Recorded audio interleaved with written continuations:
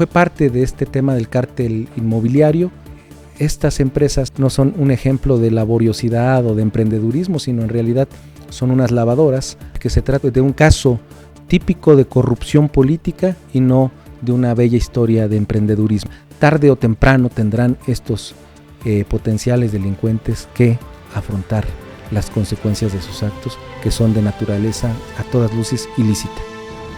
Jonathan Lozada, el podcast, una producción de Person and Brand. Hola, ¿qué tal? Soy Jonathan Lozada. Bienvenidos a esta nueva emisión del podcast, un viaje con destino final a las elecciones de 2024. Vamos a dialogar. Mis redes sociales en Twitter, en Facebook, en Spotify y en YouTube. Estoy como Jonathan Lozada 888 y también como Jonathan-Lozada. El día de hoy nos acompaña en esta emisión el diputado Alejandro Robles, quien es integrante del partido Morena. Me da mucho gusto estar aquí contigo, diputado. ¿Qué tal? Buenos días. ¿Qué tal? Muy buen día, Jonathan. Te aprecio mucho la oportunidad de este espacio de dirigirnos a tu apreciable audiencia a platicar de estos temas que están en el debate nacional. Pues hay temas bien importantes y para nosotros es un gusto que nos hayas recibido aquí en el honorable Congreso de la Unión para poder hacer esta emisión. Y uno de los temas que ha sido muy relevante y del cual pues quisiéramos abordar todas sus aristas es el tema de la denuncia hecha contra Xóchitl Gálvez. Pienso que es importante conocer y puntualizar en cómo se realizó, cuáles son las características de esta denuncia y por qué se hizo. Hay, a final de cuentas, el interés por parte del público que nos escucha y que nos ve de conocer no únicamente lo que medios de comunicación convencionales han transmitido a la mayoría del pueblo al que llegan en términos de un personaje que ha sido inflado de una manera pues muy clara y muy pues construida, en tanto detrás del personaje parece que hay una serie de elementos que no están suficientemente comunicados. Quisiéramos hacer un ejercicio de comunicación en esta ocasión, apuntalando y conociendo más al respecto. Mira, el tema de Xóchitl ya sabíamos nosotros que había habido una gestión muy desasiada. Nosotros que somos de la Ciudad de México, que ella fue delegada en Miguel Hidalgo, pues fue parte de este tema del cártel inmobiliario. Hubo autorización de construir edificios y esta riqueza que se reconoce, porque ella incluso dijo que sí, efectivamente, los contratos de esas empresas son suyas, cosa que también me permitió a mí pues revisar sus declaraciones patrimoniales, información toda pública, por cierto, porque han querido confundir con que se está vulnerando su privacidad, el derecho a la confidencialidad, en fin, una serie de mentiras que lo único que pretenden es ocultar la realidad. Vi su declaración primera que tiene, ella brinca o incursiona en la vida pública como funcionaria en la administración de Vicente Fox, y es la declaración del 2002 donde podemos apreciar su riqueza. No había tal riqueza, tenía 3 cuentas bancarias con no más de 600,000 pesos entre las 3, y venía mencionado una de las empresas de tecnología, pero como una experiencia laboral, como directora de esa empresa, nunca como una socia o representante legal, nada de eso, solo como una experiencia laboral, y de ahí no se vuelve a mencionar en sus declaraciones patrimoniales. Llega a ser jefa delegacional en la Miguel Hidalgo y curiosamente ahí empieza, ella tiene derecho como servidora pública a reservar cierta parte de su declaración patrimonial y ahí está en reserva, pero tampoco menciona absolutamente nada de estas empresas. Pero justo cuando ella asume la Miguel Hidalgo es que empieza un crecimiento exponencial. ¿Esto fue en el 2015? En 2000, sí, efectivamente. 2015, ¿no? Sí. En 2015, es decir, además, ella tiene con estas empresas, son creadas, las constituye una en 1991, otra en la 1996.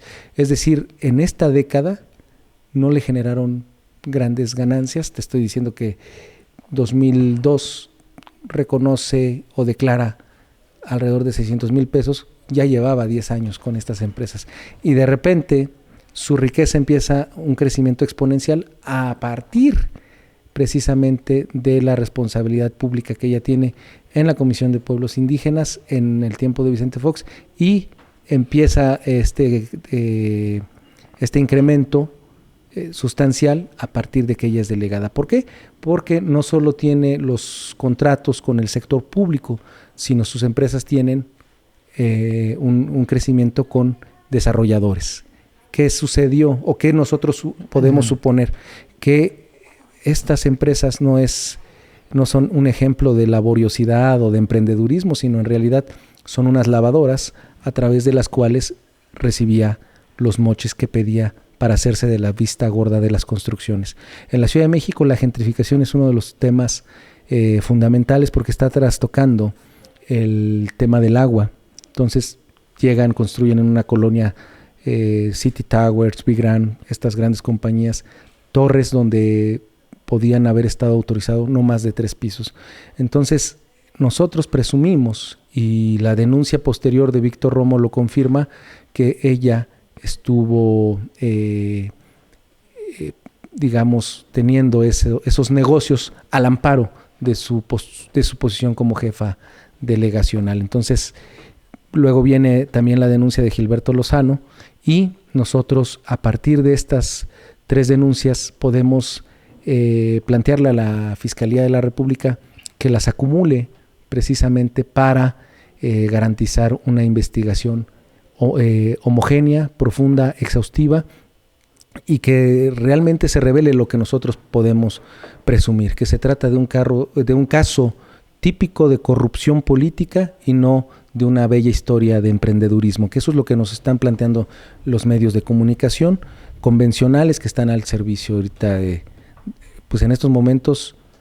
Desaparecieron a Lili Téllez de la faz de los medios. Es impresionante. Y ya instalaron a esta Xóchitl, y lo más grave que nos parece, pues precisamente, es que tienen esta soberbia que han logrado, incluso vía el tribunal, vía el Poder Judicial en general, pues tratar de censurar al presidente de la República para que no se hable de estos temas. Son temas de corrupción, independientemente del género que sean las personas políticas expuestas, sean mujeres o sean hombres, pues hay responsabilidad. Esto no es un asunto de violencia política, que es a donde quieren llevar el tema. No hablen de Xóchitl Gálvez, porque entonces van a ser llevados al tema de la violencia política, que fue lo que resolvió el Tribunal Electoral para ordenarle al instituto que determine que efectivamente el presidente de la República, al referirse a estos casos, está incurriendo en violencia política.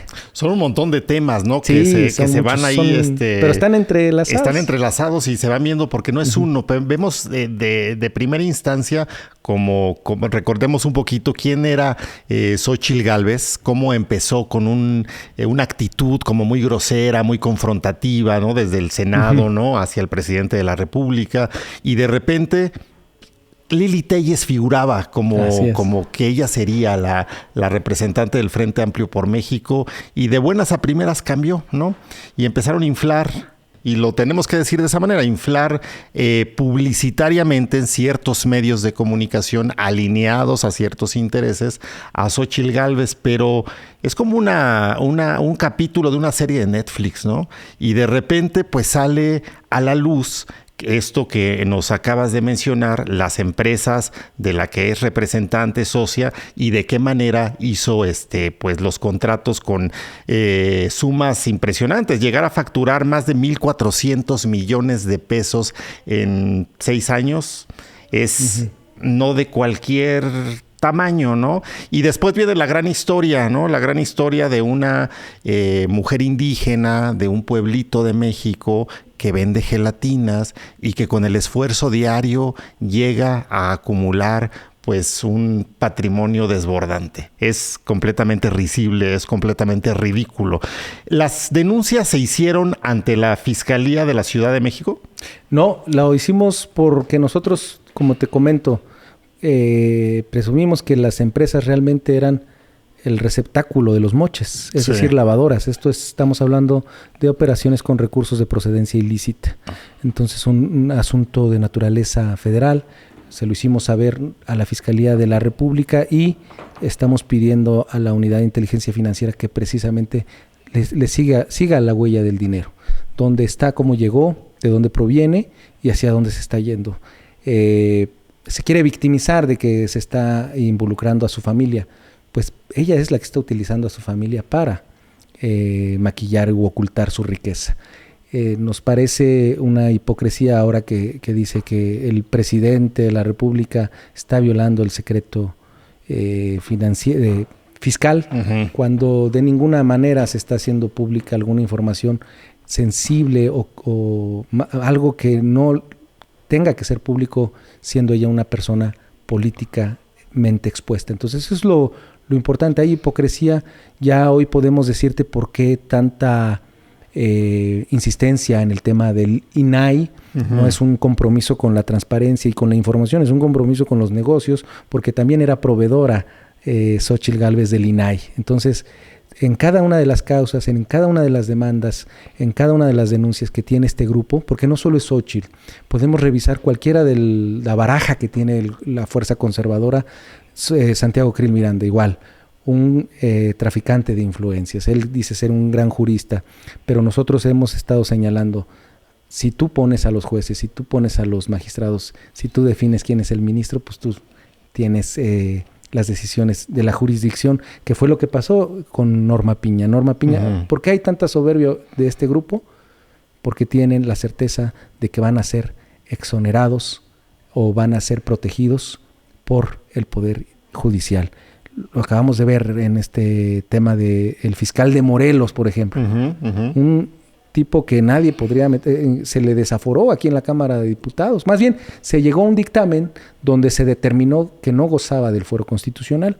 La Fiscalía de la Ciudad de México lo presenta y ahorita ya están, por ejemplo, Santiago Krill abogando por él.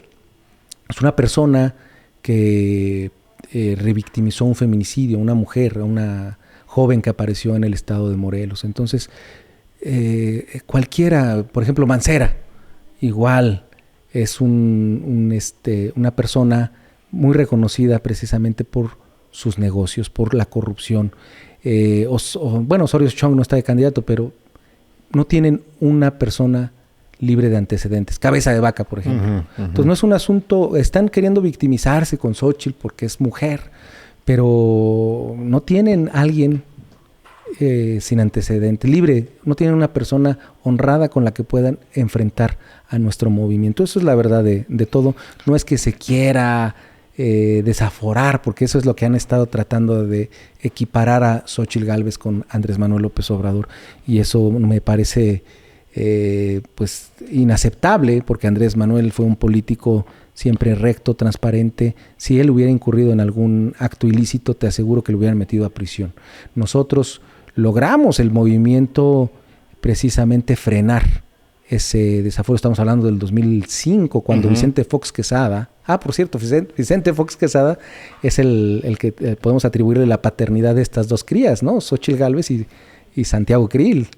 Entonces, no tiene comparación alguna. O sea, el presidente no encontraron forma de poderle enderezar una acusación real.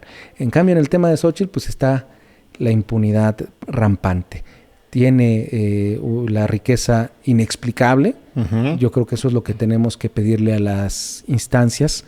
Se presenta a la Fiscalía de la República. Víctor Romo la presentó en la Fiscalía de la Ciudad por enriquecimiento ilícito. Y Gilberto Lozano también fue ante la Fiscalía de la República. Entonces, por delitos patrimoniales, al ser servidora pública, o sea, de distintos enfoques, las denuncias tienen enfoques distintos. Hay denuncias desde la izquierda, desde Morena, y hay denuncias desde la derecha, desde Lozano. Efectivamente, no hay un tema ahí de reproche que tenga que ver por la trinchera en la que militamos. Es muy claro que a nosotros nos parece, no porque está sucediendo en la Ciudad de México. Está una persona que es el alcalde de Benito Juárez, un operador de Jorge Romero, que es el líder del cártel inmobiliario. Lo están postulando pero en realidad porque traen la ruta de victimizarse, porque tiene cuentas que atender ante la justicia por este mismo modus operandi. En la Ciudad de México le llaman el cártel inmobiliario, pero le podríamos llamar la mafia azul. Okay. Son la misma forma de operar. Se hacen de la vista gorda ante las construcciones, los desarrolladores les dan departamentos y moches, o sea, ahí tenemos el caso de Xóchitl. Me parece que no se ha apreciado ningún departamento en estos desarrollos, pero de los demás panistas sí era esa su forma de hacerse del moche, ¿no? A través de departamentos de estos grandes complejos habitacionales que han permitido construir. Esa es la fuente de riqueza, lo que se conoce en términos formales como la gentrificación. Ellos han explotado mucho esto. Está el caso de Mítica, por ejemplo. Mítica está acabando con el pueblo de Joco en la Ciudad de México. ¿En dónde está ubicada Mítica? Está en los límites, en la colindancia entre Álvaro Obregón, Benito Juárez y Coyoacán. Sí. Es el edificio más alto del país y te consume de agua lo que 3 estadios aztecas al día llenos, repletos. Impresionante. Entonces, eso está impactando porque la gentrificación te gourmetiza la zona y hace que la gente que no tiene o sea, es un modelo de ciudad pensado para los nómadas digitales y no para los pueblos, barrios originarios de nuestra ciudad, como es el caso en de Pueblo de Joco. Eso es el modo de operar de la mafia azul, y a esa es a la que pertenece Xóchitl Gálvez. Ella, donde se hace de mayor fortuna, fue precisamente en su paso por la delegación Miguel Hidalgo. Y una parte que salta de lo que nos comentas, diputado, es el tema de que los 1,400 millones de pesos que ya están expuestos en los medios, lo hemos tenido acceso, podrían representar los moches de un recurso de cantidades mucho mayores, entonces. Efectivamente, ella tiene que explicar por qué tiene contratos con las dependencias públicas. ¿De cuánto podríamos estar hablando? ¿Hay alguna idea? Perdón la interrupción. Pues la idea que nosotros tenemos es precisamente la cifra que tú nos estás compartiendo, pero esa es la grande. Estamos hablando que ella se reconoce de contratos 77 millones de pesos, de contratos con dependencias e instancias públicas. Pero esta cifra que tú nos das es precisamente lo que ella tiene entre las desarrolladoras, las empresas de los desarrolladores y sus 2 empresas, ¿no? High-Tech y edificios inteligentes. Esas 2 empresas son a través de las cuales ella simulaba contratos para lo que nosotros podemos presumir el lavado de sus moches. Entonces, por esa razón, con ese enfoque, es que yo presento la denuncia ante la Fiscalía, ante la Unidad de Inteligencia Financiera y ante el propio SAT, porque queremos confirmar que efectivamente ella oculta este recurso de procedencia ilícita y aparte pues no reconoce o no hace sus declaraciones en términos fiscales. Entonces estamos hablando de un concurso de delitos, son varios comportamientos, todos previstos en el Código Penal. Entonces, y al final la cifra que también fue dada a conocer por el presidente, de hecho de ahí la tomamos, sí. Desencadena una serie de circunstancias y temas alrededor, como el tema que mencionabas al principio, el de la censura, ¿no?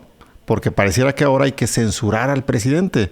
¿Podemos abundar un poco en ello? Es el mundo al revés, ¿no? El mundo es al una revés. Dictadura muy extraña esta, donde es el presidente. Antes el viejo régimen mandaba a callar a periodistas o el tema del chayote que se habla, ¿no? Ahora es al revés. Ahora el presidente de la República es el que se le coloca un bozal, ¿no? Eso es lo que se pretende hacer con el presidente, porque yo les he dicho, pues bueno, si hay un problema con Andrés Manuel, pues ¿por qué no hacen? A ver, nos critican que nosotros utilizamos a Andrés Manuel López Obrador para convencer a la gente, y yo les digo, pues utilizan a Calderón para convencer a la gente, utilizan a Vicente Fox. Acabas de ver las declaraciones de Vicente Fox, ¿no? Que regrese Xóchitl para que se pongan a trabajar los huevones y otros tipos de palabras. Su pensión. Y que él pueda tener nuevamente acceso a su pensión, el que es muy trabajador, ¿no? Entonces, ese es el pensamiento desde el privilegio, es decir, ellos pueden desacatar la ley, pueden infringir, pueden robar, pueden hacer lo que sea, pero ellos son intocables. Ellos están por encima del orden constitucional y es precisamente a mí cuando me dijeron, oye, ¿consultaste a López Obrador para...? No, yo tengo una convicción. Yo tengo, como parte de este movimiento, una obligación de precisamente estos temas, pues darlos a las autoridades. Aunque sepamos que estos personajes son intocables, en algún momento lograremos que florezca la justicia en este país y esa es la lucha que nosotros tenemos. No le corresponde al presidente de la República meterse a tribunales con ellos. El presidente está es el presidente de la República. Pero nosotros como militantes de un proyecto que es precisamente la lucha en contra de los privilegios, a favor de la justicia, pues tenemos la obligación de presentar las denuncias. Pueden decir, pues algún día, pues no van a caminar. Caminen o no caminen, nosotros vamos a estar haciendo lo posible para que haya justicia y absolutamente, porque traen el discurso Xóchitl, Santiago Krill, Mancera, toda la derecha. La ley es la ley, pero cuando es para imponer su voluntad, cuando es para que ellos se sujeten a ella, no existe ley alguna. Entonces, eso es lo que tenemos que terminar, ese es el privilegio del que han gozado históricamente. Por esa razón, tú puedes preguntarle al pueblo si consideran que hay justicia en este país y te puedo asegurar que van a decir no. El aparato de justicia funciona para que el que tiene dinero pueda despojar de sus bienes a la persona que no tiene los recursos económicos o para meter a prisión a alguien de manera injusta. Entonces, eso es en contra de lo que estamos nosotros luchando. Cuando el presidente plantea que los ministros sean electos popularmente para que haya un reproche social también hacia ellos, nosotros lo acompañamos, hemos presentado esa denuncia porque uno de los principales obstáculos que tenemos hoy para llevar a cabo la transformación son los tribunales. Es la Suprema Corte dirigida por la presidenta ministra Norma Piña. Ellos son, en el pasado la derecha nos robaba los triunfos electorales, hoy nos invalidan las leyes. Por una u otra cosa estamos siendo detenidos en la transformación y entonces estas denuncias contra Xóchitl son parte, contra Xóchitl, contra Santiago, que también lo estamos denunciando porque está como presidente del Poder Legislativo y a la vez jugando con la cachucha de Acción Nacional. ¿Ha presentado denuncias formales? También están formalmente presentadas las denuncias ante la Fiscalía de la República por los delitos patrimoniales en los que él está incurriendo al estar desviando recursos para promoverse, para juntar sus firmas, ante el Instituto Electoral por la inequidad en la contienda. Es lamentable que desde el Poder Legislativo se esté promoviendo a un bloque en particular y ni siquiera es el dirigente de la oposición. Aspira, es el líder de una fracción que aspira a ser el líder o abanderado de la oposición y es a la vez titular del Poder Legislativo. Eso es inaceptable. Entonces se lo hicimos saber a la Fiscalía de la República y denuncia, se lo hicimos saber al Instituto Electoral y a la propia Contraloría de la Cámara de Diputados, porque aunque, insisto, me vas a decir, ¿cómo va a prosperar una investigación de la Contraloría de la Cámara si él es el presidente de la Cámara?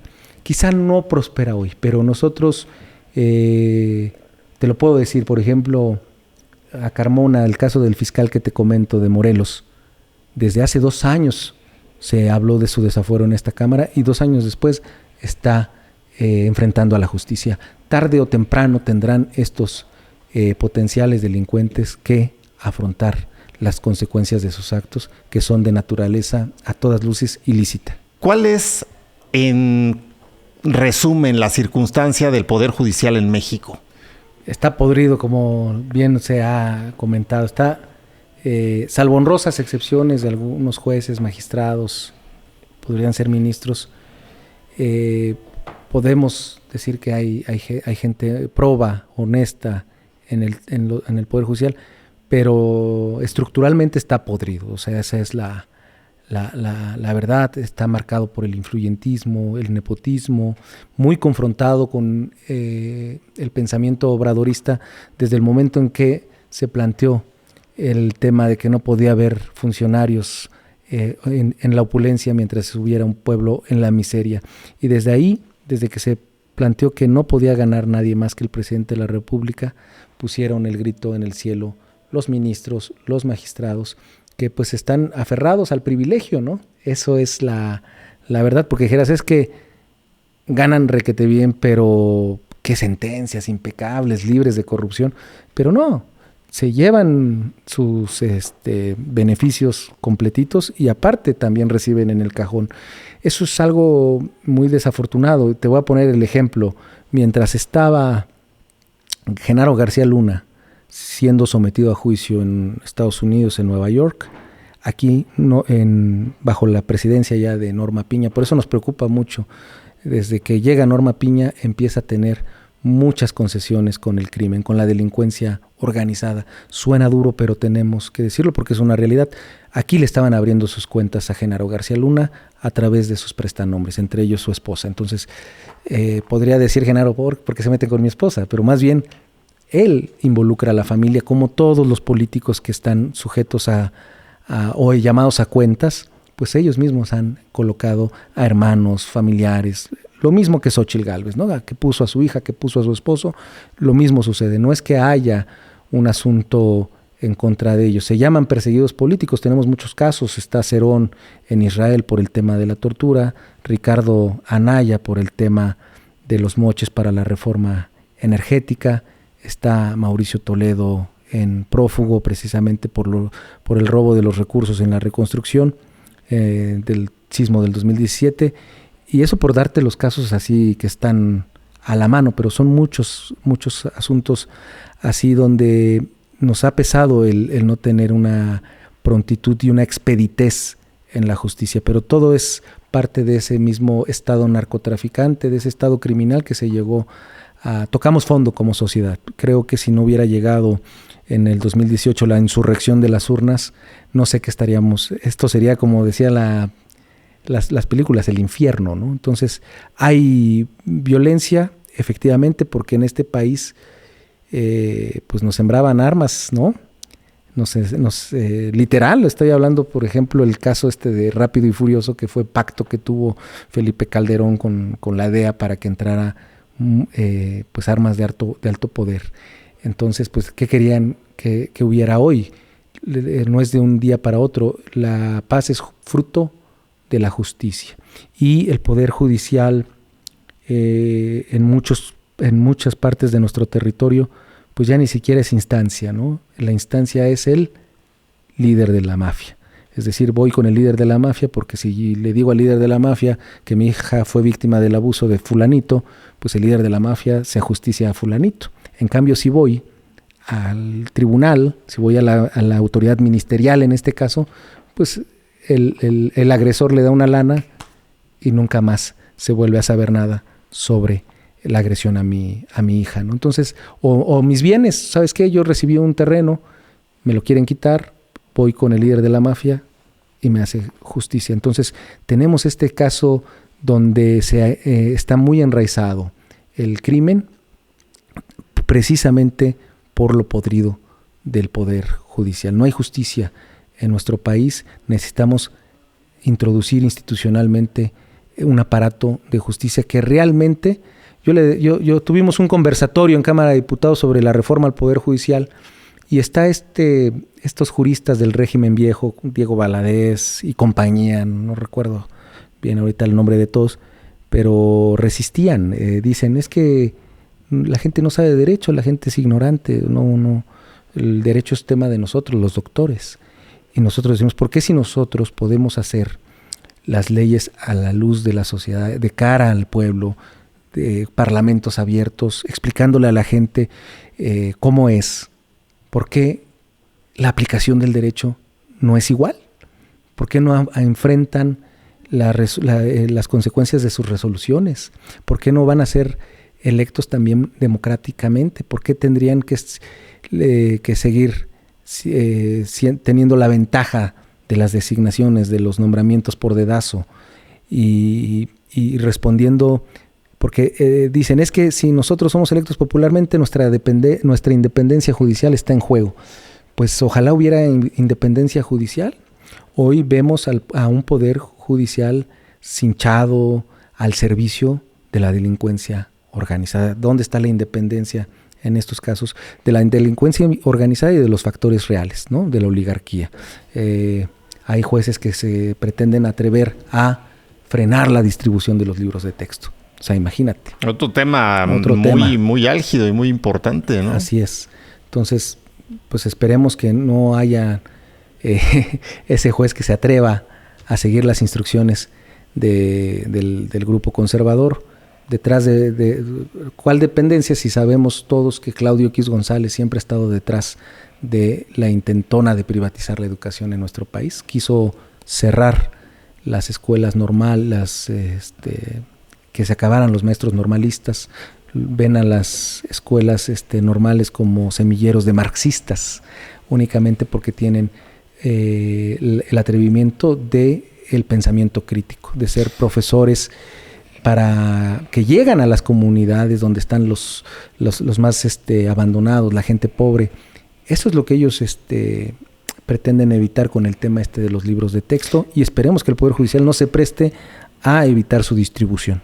Ese tema de los libros de texto, ya que lo tocas, diputado, es un tema que además merece mucha reflexión, porque hay una muy clara campaña de desinformación, de manipulación, una campaña que además pues inicia una televisora en particular, que es TV Azteca, y que además es seguida por otros medios de comunicación y que pues apuntan directamente a confundir a la gente, ¿no?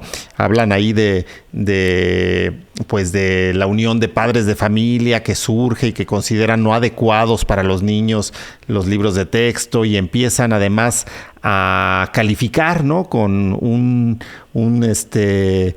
término que es el comunismo, ¿no? Que pareciera que todo el mundo conoce qué es el comunismo. Yo siempre, cuando estamos en una charla con cualquier persona y entra el tema en la mesa, a ver, primero dime qué es comunismo y luego empezamos a dialogar. Pero es un tema delicado. ¿Cuál es, en tu perspectiva como diputado de Morena, además como diputado pues que ha estado muy vinculado con los procesos exteriores, con la migración, que conoces de cerca qué es el estar fuera del país por circunstancias difíciles?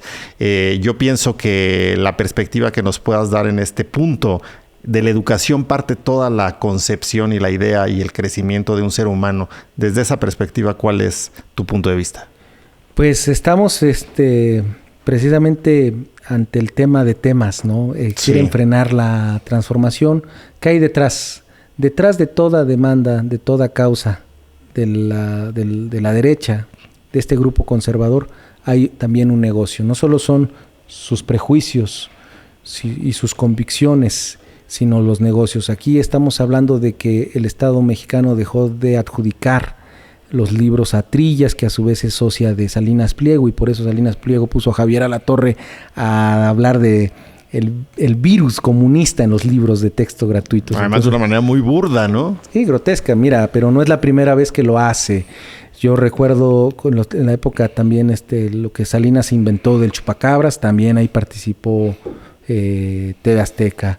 Cuando el tema de Paco Stanley, también empezaron una guerra tremenda contra el ingeniero Cárdenas en la Ciudad de México. Entonces ya los conocemos, cómo tratan de imponer sus intereses y de paso su pensamiento. Pero lo principal, su religión es el dinero, más allá de las convicciones. Sí es cierto que son de derecha, que no creen en la educación sexual, que no creen en la historia, no les gusta reconocer que en la historia el pueblo ha tenido gestas heroicas, que se llame a la noche triste la noche victoriosa, les parece deleznable. Para ellos los pueblos originarios, para ellos los indígenas no deberían de existir. Eso es lo que significa el derecho, el planteamiento, los postulados de la derecha. Uh-huh. Un diputado aquí, Cuadri, de la derecha, dijo, no, si no existiera Chiapas y Oaxaca, seríamos una gran potencia, ¿no? Entonces, ese odio a nuestro pueblo, exactamente, es el odio que tienen hacia nuestros hacia al pueblo en general. Y utilizar a las infancias. Ahorita utilizan a ellos, a los niños, dicen, la educación se da, los papás son casi como si fueran objetos los niños que sean propiedad de los padres, ¿no? Las infancias no deben ser utilizadas nunca más.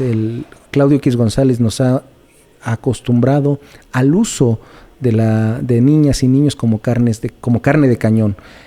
Tú podrás recordar, 2018 hizo una campaña con niños donde los caracterizó como si fueran los candidatos, donde destacaba a sus candidatos y denigraba a Andrés Manuel López Obrador. El niño que era López Obrador, pues era como que el más atrasado, ¿no? Entonces, y el tema de los niños con cáncer, por ejemplo.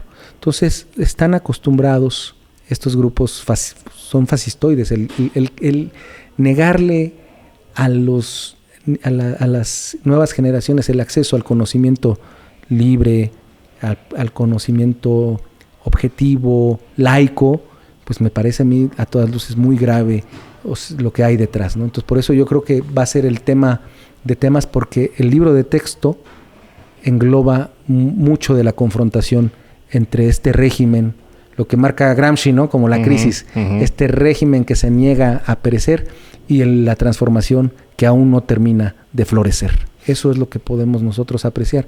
Por eso el tema del libro el del libro de texto gratuito va a ser una coyuntura presente, ¿no? O sea, te puedo decir, Xóchitl Gálvez ya declaró que ella está por la no distribución del libro de texto gratuito. Pues es básicamente cualquier declaración vinculada a un pensamiento, ¿no? A final de cuentas es el tema de los libros de texto obedece estrictamente al pensamiento de quienes hablan al respecto de él, ¿no? Exacto. Quienes intentan denostar el contenido que actualmente tienen, pues habla también de qué están pensando o qué quieren posicionar. Es muy claro, y lo que mencionábamos hace un momento, o sea, elegir de qué lado del espectro político quiero estar, se vale. Si para mí mis convicciones, mi grupo social está representado por Morena, pues es correcto. Si el mío está representado por el PAN, pienso que es correcto también. Pero pienso que lo importante es saber elegir y tener muy claro qué es lo que se está haciendo, qué es lo que cada partido y cada representante de dichos organismos políticos hacen, cómo lo hacen, qué legislan, a favor de qué, ¿no? Porque el tema de los libros de texto es muy claro, o sea, legislar en función o hablar más bien en función de la inclusión, del desarrollo de los sectores marginados, o hablar y plantearlo desde la perspectiva de negocio, ¿no? Yo pienso claramente, y lo he dicho muy abiertamente en los micrófonos, pues que partidos como Acción Nacional, pues toda su vida y todo su ideario político está en función de lo empresarial, del beneficio de algunos. Yo no pertenezco a ese grupo, ¿no? ¿Tú perteneces a ese grupo? ¿A cuál perteneces tú? Eso es lo importante, y por eso los diálogos que hacemos en este podcast, ¿no? Para tener muy claramente qué es lo que proponen los representantes de estos organismos políticos. Así es, Jonathan. Yo, por ejemplo, te puedo comentar que en la Cámara, ante este tema de coyuntura, que es el libro, ya presenté una iniciativa para que se prevea en la Ley de Responsabilidades de los Servidores Públicos, pues la destitución de aquellos que inciten a negar el acceso al conocimiento a las y los estudiantes a partir del llamado a quemarlos, a mutilarlos, porque ha habido declaraciones por ejemplo, el líder del PAN, Marco Cortés: arránquenlos, arránquenles las hojas que ustedes no quieran, o no distribuirlos, que ahí tenemos las amenazas de jueces que pueden aventarse esa puntada, ¿no? De ordenar la no distribución de los libros de texto. Entonces, he presentado esa iniciativa, y además estamos trabajando la iniciativa del libro de texto gratuito, donde vamos a refrendar este proceso democrático que significa la elaboración de esta nueva pedagogía, que es lo que está en las escuelas. Le llaman la nueva escuela, pero es únicamente la pedagogía. Es decir, hoy el maestro no le va a decir al niño lo que debe pensar, sino inducir al pensamiento, a la decisión propia. No le vamos a decir, tú vas a ser católico y vas a ser de tal partido y claro. No hay un ideal que se les esté, más bien no hay una instrucción de qué debe pensar, sino hay una definición de inducirlos a definirse por sí mismos. ¿Qué elección? Que ellos por sí mismos tomen la mejor decisión. Hay una transversalidad en la educación y eso es lo que no logra asimilar. Te aseguro que la mayoría de los que han salido a decir que no se utilicen los libros de texto, ni siquiera los han leído. Traen esta cosa de TV Azteca o de Javier Alatorre de la conspiración soviética en los libros de texto, pero realmente no los han leído, no se dan cuenta que México está cambiando, que la educación no puede ser esa educación del pasado donde se omitía a los pueblos originarios, a los pueblos indígenas, si acaso una mención, donde se civilizaba a los ignorados históricamente, ¿no? a las personas con discapacidad, a los afrodescendientes, a los migrantes, ¿no? Entonces, pues son 4 décadas de ese sistema neoliberal que nos llevó a esa conclusión, a un estado prácticamente fallido, ¿no? Entonces, no les interesa que los niños tengan claro este proceso que hemos vivido. Entonces es una derecha que pretende ser ahistórica. No les gusta que se comente o solo les gusta la parte de la historia donde ellos han tenido sus victorias, ¿no? Entonces hoy estamos en un tiempo donde está el movimiento de la transformación, donde los niños tienen que tomar su decisión por sí mismo en términos de esta nueva pedagogía, donde los normalistas, profesores que están en las aulas, colaboraron. Entonces, eso es lo que nosotros estamos reivindicando. Creemos que cada generación tiene derecho a definir sus propios horizontes y sus propias normas. Y creo que tenemos que salvaguardar el derecho de estas nuevas, de los que vienen, claro, a que ellos decidan cuál es el rumbo, no decirles nosotros dónde queremos que ellos vayan. Nosotros no les estamos pretendiendo introducir ninguna doctrina, sino más bien implementar su convicción en el pensamiento crítico, que ellos sean capaces de analizar y de tener ese conocimiento para tomar la mejor decisión. Eso es la gran diferencia que hay con estos libros del pasado, que permitieron a muchos tener acceso al menos a ese conocimiento, pero hoy se está haciendo un antes y un después en materia educativa. Quizá nos tardamos, tendría que haber sido desde el 2018, pero son procesos y no fue un funcionario que se aventó los libros de texto con una mano, que lo mandó Chávez desde el más allá. Eso es una mentira. Eso, como dice el presidente, estos amigos mienten como respiran. Todo lo que han estado comentando son totales falacias, son falsedades, no son notas lo que están distribuyendo periodistas como Loret de Mola, por ejemplo. Loret de Mola se aventó un documental con Claudio X González para denostar a los maestros de panzazos, si recuerdas. Entonces, ellos siempre han tenido esta lucha contra la educación pública. Pues eres bien importante aclarar el tema y realmente dar a conocer las circunstancias que privan en determinada circunstancia noticiosa política, ¿no?